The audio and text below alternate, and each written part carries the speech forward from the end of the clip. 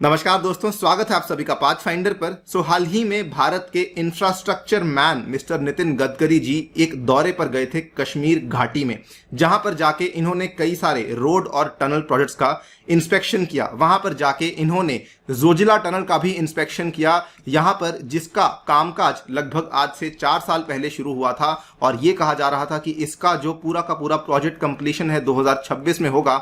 इन्होंने वहां पर जाके बिल्डर से करी मुलाकात और कई सारे यहां पर उनको कॉन्फिडेंस बूस्ट देते हुए कहा कि ये वाला जो आपका प्रोजेक्ट है 2024 तक खत्म हो जाना चाहिए। आप यहां पे देख सकते हैं, they are suppose to complete it by September 2026। I have asked them to finish it by December 2023 so that PM can inaugurate it before the Republic Day of 2024। ये मानता हूं कि ये एक चैलेंज है, बट मैं कॉन्फिडेंट हूं कि they can do it on time. यहां पर ऑब्वियसली इन्होंने साफ साफ बोल दिया कि हमारा जो एजेंडा है वो यहां पर साफ साफ क्लियर है कि हम इसको आने वाले लोकसभा चुनाव के पहले खत्म करना चाहते हैं। आप यहां पे देख सकते हैं, expect the Zojila tunnel to be ready before 2024 polls, says Gadkari. इसी पर्टिकुलर टनल के बारे में दोस्तों मैं डिटेल में बात करने वाला हूं कि इसको एशिया का लॉन्गेस्ट असल में क्यों कहा जाता है, क्या इसकी विशेषताएं हैं, घाटी के लोगों को और इन जनरल जम्मू कश्मीर और लद्दाख की यूनियन टेरिटरीज को क्या क्या फायदे इस पर्टिकुलर टनल के होने वाले हैं। चलिए स्टार्ट करते हैं मेरे साथ। मेरा नाम है अनिरुद्ध। लेक्चर की पीडीएफ को डाउनलोड कर सकते हैं यहां पर दिए गए टेलीग्राम चैनल के माध्यम से। इसी के ऊपर दिया हुआ हमारा व्हाट्सएप नंबर भी है, वहां पर आके आप हमसे संपर्क भी कर सकते हैं। इसके अतिरिक्त मुझसे जुड़ सकते हैं using this particular handle. Right guys, सबसे पहले देख लीजिए कि इसको बेसिकली एशिया का लॉन्गेस्ट इसलिए कहा जा रहा है बिकॉज 11,500 फीट की ऊंचाई के ऊपर इसको किसी भी और कंट्री ने अभी तक इतनी कोशिश नहीं करी है कि इतना लंबा टनल यहां पे बनाया जाएगा। इस टनल की जो लेंथ होने वाली है ये अप्रोक्सीमेटली 14.5 किलोमीटर की होने वाली है और ये एशिया का लॉन्गेस्ट बाय डायरेक्शन टनल होने वाला है at a height of more than 11,500 feet. And स्वाभाविक सी बात है कि टनल को जब बना दिया जाएगा तो इसमें आपको मिलने वाली है ऑल वेदर कनेक्टिविटी और साथ ही में जो 2 महत्वपूर्ण इलाकों को जोड़ा जाएगा, बेसिकली कश्मीर और लद्दाख के इलाकों को यहां पर जोड़ा जाएगा।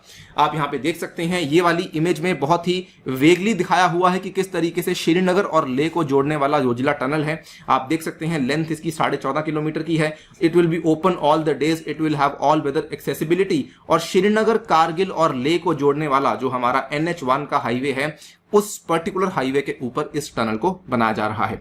मैं आपको कुछ और इमेजेस दिखाना चाहता हूं। ये देखिए, अगर आप देखेंगे श्रीनगर से शुरू होती हुई गाड़ी जब जाती है कारगिल तक या फिर जब जाती है द्रास तक, मान लीजिए ये रहा आपका द्रास का टाउन, तो बेसिकली जोजिला से होकर जाती है। यहां पर अगर आप थोड़ा ध्यान से देखेंगे तो बीच में आपको दिखेगा कि ये आपका जो इलाका है इसकी टेरेन यूनिफॉर्म नहीं है। In fact in order to give you a better idea, आप इस पर्टिकुलर सैटेलाइट इमेज को देखिए। ये देखिए, ये आपका थोड़ा घाटी का इलाका है और यहां पर कई सारे पहाड़ हैं। ये आप देख पा रहे हैं, ये जो बर्फीले पहाड़ हैं, इन पहाड़ों को क्रॉस करने के लिए ये वाला आपका जोजिला का पास आता है। और दोस्तों ये कोई छोटे मोटे पहाड़ नहीं है, these are the mighty great Himalayan ranges, जहां पर आपको जोजिला पास देखने को मिलता है, जिसके थ्रू एंड थ्रू हम लोग एक टनल को बना रहे हैं। और ये आगे जाके माना जाता है कि जो यहां पर जर्नी का टाइम है, जिसमें कि फिलहाल आपको लगभग 3.5 घंटे लगते हैं, वो वाले जर्नी को टाइम को कट शॉर्ट करके मात्र 15 मिनट के अंदर अंदर ही आपकी जर्नी खत्म हो जाएगी। आप यहां पे देख सकते हैं, थ्रू द टनल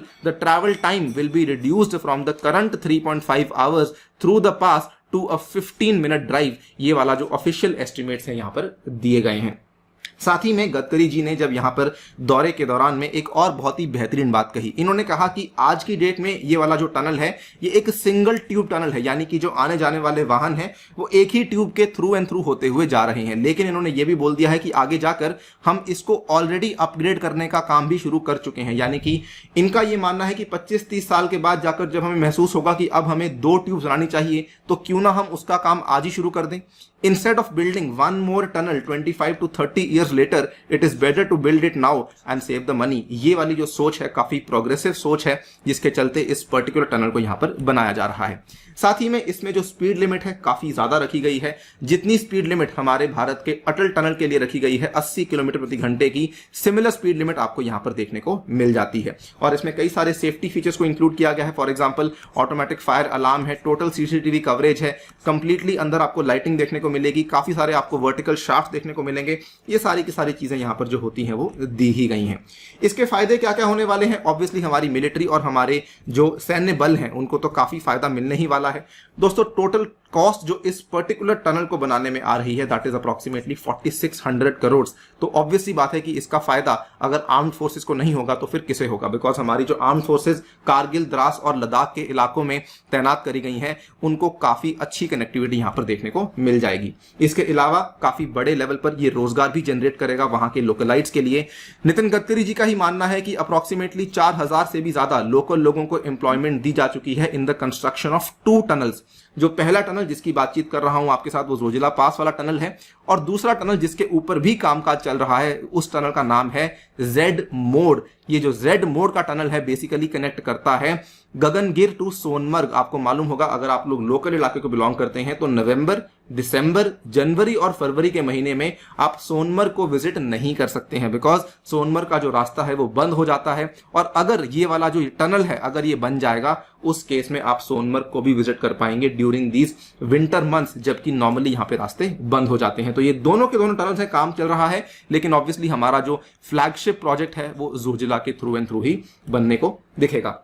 इसका फायदा आगे जाकर कश्मीर घाटी को इस तरीके से भी मिलेगा कि जो टूरिज्म है इसको भी काफी बड़ा बूस्ट मिल सकता है। इनका ये मानना है कि आगे आने वाले 3-4 साल के अंदर जो कश्मीर के अंदर टूरिज्म है वो लगभग 5 टाइम्स हो सकता है। जितनी बेहतर कनेक्टिविटी होगी उतना बेहतर तरीके से रीजन जो है वो प्रॉस्पर करेगा। आपको बताना चाहूंगा कि करंट जो गवर्नमेंट है इनका जो तरीका है जम्मू कश्मीर में वो यही रहा है कि जितनी ज्यादा डेवलपमेंट हो सके, जितनी ज्यादा इंफ्रास्ट्रक्चर की कनेक्टिविटी हो सके उतना ज्यादा रीजन के लिए बेहतर होगा।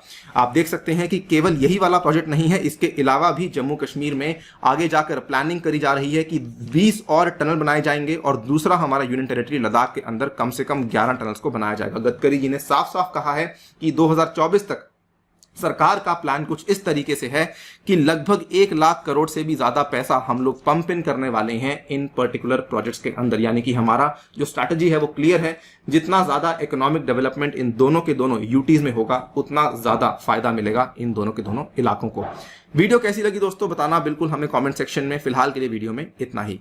जाने से पहले बताना चाहूंगा कि इस रविवार के दिन आपको हिस्सा लेना है यूपीएससी सीएससी ज्योग्राफी कॉम्बैट में, जिसमें कि मेरे द्वारा भी कई सारे सवाल बनाए गए हैं। एनरोल करते समय आपको यूज करना होगा कोड अनि यूपीएससी। इसके अलावा अगर आप लोग अनअकैडमी से आईएएस परीक्षा की तैयारी करना चाहते हैं और अगर आप लोग अनि यूपीएससी कोड का इस्तेमाल करते हैं उस केस में आपको ये सारे के सारे बेनिफिट्स मिलने वाले हैं। आपको बता दूं दोस्तों कि ये सारे के सारे बैचेस शुरू होने वाले हैं और ये वाले भी आपको सब्सक्रिप्शंस अवेलेबल करवा दी जाएंगी अगर आप लोग कोर्स में एनरोल करते हैं तो। Thank you for listening, stay tuned and stay safe.